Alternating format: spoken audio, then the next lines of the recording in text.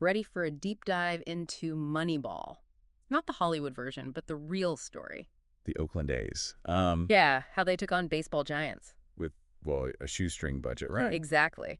We're talking strategy, a healthy dose of statistics, Challenging how things are usually done. uncovering how finding value in unexpected places can completely change the game, and we're using Michael Lewis's Moneyball to do it. It's a story that goes way beyond baseball, wouldn't you say? Absolutely. It's about challenging those deep-rooted assumptions, Finding new ways to measure success. which applies to way more than just the ballpark. Now at the heart of it all is Billy Beane. Oakland A's general manager. Right, but his journey started way before the front office. He was the promising player scout's dream of a five-tool prospect. Ah, the 5 tools. In baseball, it's like finding a unicorn. Hitting for average and power. Blazing speed. Had an arm like a cannon. They say high school Beane had it all. It wasn't just potential. It was almost mythical. One story I read tells of Beane in high school smashing triple after triple, each one further than the last. The outfielders backed up practically into the parking lot. And he kept hitting over their heads. Scouts were drooling. But here's the thing. What's a catch? His batting average actually dipped in his senior year. Interesting. So even with all that raw talent, the numbers told a slightly different story. And this is classic traditional scouting. They were blinded by the 5 tools. The raw talent. Exactly. They saw a future superstar, not necessarily what the stats were saying. Stanford even offered him a scholarship, top university. But the majors called. Can't blame him. The Mets offered a $125,000 signing bonus. Life-changing money, especially back then. So he goes pro, huge expectations, and... It's not quite what everyone expected. Right. He bounced around the MLB, experiencing that gap between potential and actually performing. Tough position to be in, touted as the next big thing, and then Reality hits. he even played with Darryl Strawberry. Who became a legend. Right, while Beane was struggling to find his place. Imagine living with that potential label hanging over you while you're not quite hitting those expectations. Must have been during this time that he started questioning things. Like what?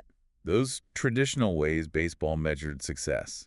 Makes sense. Seeing how scouts often value the wrong things. Gut feelings don't always equal wins. Like the saying, potential is what you get praised for when you're not performing. Beane was living proof. And you can bet it left a mark. It did. This disillusionment fueled his drive to find a better way. A more objective way. Data-driven, to really evaluate talent. So this is where the seeds of Moneyball are planted. Being the frustrated phenom retires, takes a scouting job with the Oakland A's, back in the game, but with a completely different perspective. Shaped by those experiences and a growing skepticism of the old ways. And then he meets someone who turns his view of baseball upside down. Hold on.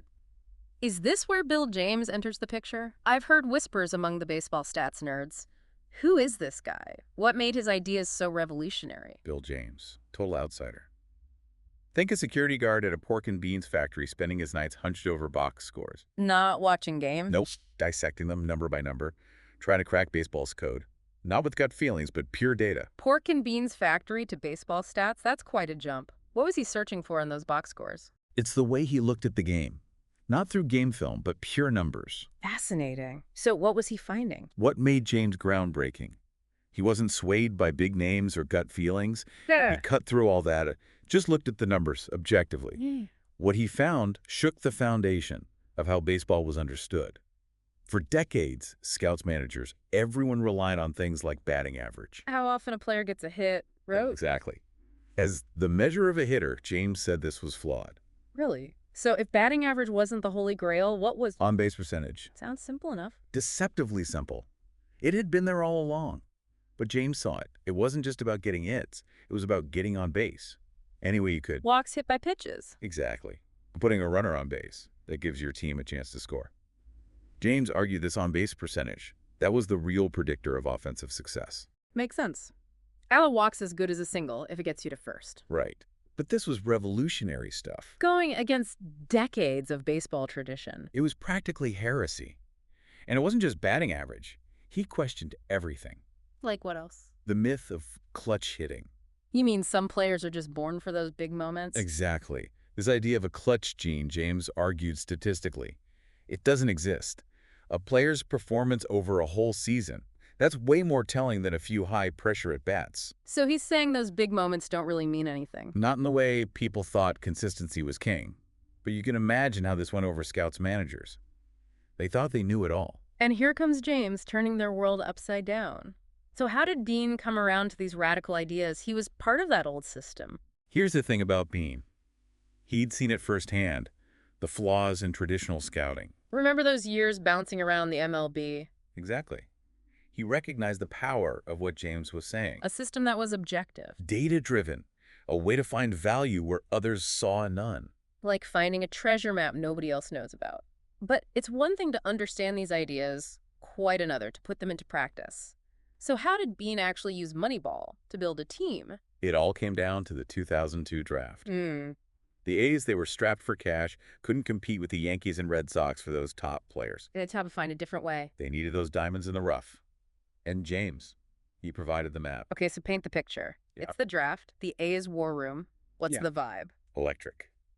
But instead of just relying on gut instincts, they're crunching numbers. On-base percentages, all that. Exactly. Focusing on the skills traditional scouts often missed. And you can imagine the tension. Between the old guard and the new guys. Absolutely. The scouts who relied on instinct and those new analysts with their spreadsheets. It was a clash of cultures. So who were some of these undervalued players Beane went after? Give me an example of this Moneyball philosophy in action. Scott Hatterberg, catcher, forced to switch positions because of an injury. Most teams wrote him off. Damaged goods. Right. Beane saw something different. A player with a phenomenal on-base percentage. Someone who could get on base, make things happen. Yeah. He signed Hatterberg to play first base. Not for his fielding, but for his bat. Precisely. His patience at the plate, that willingness to take a walk, wear down a pitcher, it was revolutionary. Valuing on-base percentage over defensive skills, very Moneyball. And it wasn't just Hatterberg. No, sir. They had Chad Bradford, relief pitcher. Truly unorthodox style. How so? He threw submarines at Barras, practically scraping his knuckles on the mound. Scouts hated it, called it a gimmick. But Beane saw something different. The numbers told a different story. Bradford induced ground balls like nobody's business, a skill that had always been undervalued. So they built a team of misfits, players who didn't fit the mold but excelled in the areas Moneyball valued. What happened when they took the field? What happened next shocked the baseball world. Yeah. The A's, with their cast-offs, their undervalued talent. They went on a tear, won 20 games in a row. 20 straight wins? That's unheard of. It's like they found a cheat code for baseball. Except it wasn't cheating, just a smarter way to play the game. They proved those doubters wrong. But as you know, baseball's about more than just the regular season. The playoffs, right. The real test could Moneyball translate to the postseason. So the playoffs, right. The pressure's on. Did Moneyball work when it mattered most? Well, baseball, it's a funny game. Unpredictable moments. Totally. A bloop single, a bat hop. Exactly. The playoffs are different, shorter series. Every game ramps up the pressure. And, yeah, luck plays a part too. So how'd the A's do? Did they keep defying the odds? They had a good run, but their playoff journey, Yeah. it ended sooner than they hoped, lost in the first round. Tough break. Proves even the best strategy can't guarantee everything. Exactly. And Beane be the first to say that Moneyball, it wasn't about finding some magic formula. It was about tilting the odds, getting the most out of what you have, and challenging those old ways of thinking. Which they definitely did. Oh, absolutely. They shook up the baseball world, forced everyone to pay attention. Because they were winning. Winning on a shoestring budget. Suddenly, every team wanted their own statisticians, scouting for those undervalued players, trying to capture that Moneyball magic. It started a revolution. No doubt. Exposed the flaws in how everyone was doing things. Ushered in a new era of baseball and its impact. It went way beyond the diamond. Right. This wasn't just about baseball anymore. It was a whole new way of looking at value, finding those hidden gems everyone else missed. Spot on. Whether it's business or finance, even just making decisions in your own life, the Moneyball principles, they hold up. Challenge the assumptions. Find those undervalued assets. Don't be afraid to think differently. Love it. It's about finding your edge when the odds are stacked against you. But there's this thing that's been bugging me, this kind of paradox. The A's, they never could compete financially with those big money teams. They found the players won games on a tight budget, but they couldn't hold on to them. That's the double-edged sword of Moneyball. You find those diamonds in the rough, but their value goes up. And they're not so undervalued anymore. Exactly. Teams like the A's, they almost become like a farm system for the richer clubs. So it begs the question, can a system like Moneyball, one that relies on exploiting those market inefficiencies, ever truly level the playing field? Or are teams like the A's always going to be the underdog feeding the giants of the sport? It makes you think. It's about innovation versus resources. Can ingenuity really beat out deep pockets? Something to ponder, isn't it? It really is. Well, we've covered a lot of ground today. Billy Beane's journey, Bill James's revolution, the A's impact on baseball. We've learned that the most valuable players aren't always the obvious ones. Challenging how we think can lead to some unexpected wins, and even in a game as old as baseball, there's always something new to discover.